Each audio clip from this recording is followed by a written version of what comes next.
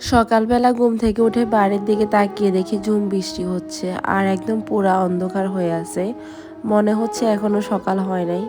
সকাল সকাল আমি একদম ফ্রেশ হয়ে চলে গেলাম চা বানাতে, কারণ চা ছাড়া তো ভালোই লাগে না। তো আমি আমার পছন্দের দুধ চা আর পরোটা বানিয়ে নিলাম।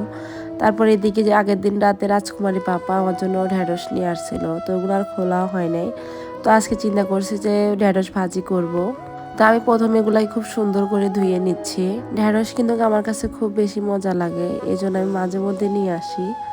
আর আমার রাজকুমারী অনেক বেশি পছন্দ করে ঢেঁড়স ভাজি। তো আমি এখন এই যেগুলো কাটার জন্য বসে গেলাম। এদিকে আমার ছেলে কিন্তু খুব হেল্প করতেছে। হেল্পার কি করে, আমার শুধু কাজ বাড়াইতেছে।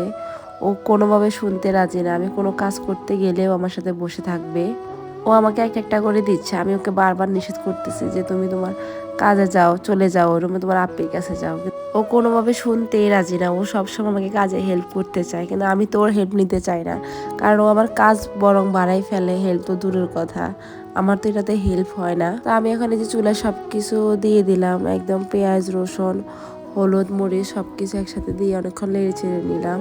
তো এখন আমি যে ঢেঁড়সটাকে আস্তে আস্তে ভেজে নিচ্ছি কম আঁচের মধ্যে। আর ঢেঁড়সগুলো অনেক বেশি কচি ছিল একদম। কিছুদিন আগে ঢেঁড়স কিনে নিয়ে আসছিল, কিন্তু ওই ঢেঁড়সগুলো এত বেশি শক্ত ছিল, মানে খাইতেই পারে না, একটা সবগুলা ফেলে দিছে। তো আমি এই যে গরম ভাতের সাথে ঢেঁড়স ভাজি নিয়ে বসে গেলাম। এই যে আমার বাবাটাও আমার সাথে খাচ্ছে, আমি ওরও খাওয়াই দিচ্ছি বারবার। আমিও খাচ্ছি, ওরও খাওয়া, দুজনের খাওয়া হয়ে যাচ্ছে।